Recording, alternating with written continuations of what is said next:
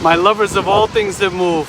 Who doesn't love renting a car to help you move around? We got this cool Jeep here. Nice, right? I am at the airport. You can hear the planes taking off, right? However, there's always a question when you rent a car.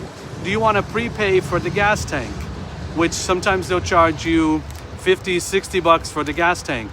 If you're not going to use the whole gas tank, then I feel bad prepaying for all that gas.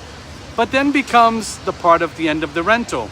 When of course you're running late, like everyone is, rushing to get to the airport, and the crisis becomes, how do you find a gas station to gas up the car?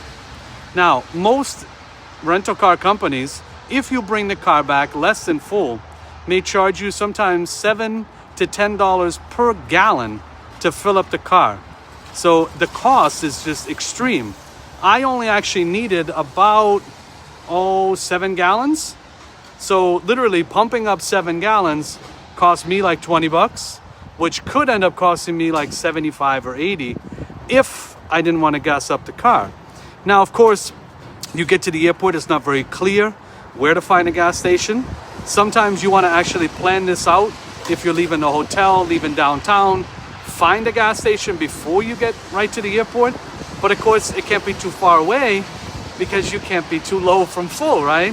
So in an ideal world, there would be a gas station right by the car rental, but they don't make it that easy, trust me. It just so happens here in Philadelphia, there is one at the airport, but you do have to pass the car rentals in order to find it, to go get gas, and then come back and drop your car off. So you would need to plan an extra 10, 15 minutes to do that. But what are the takeaways here? Always think about whether or not you're going to use a whole tank.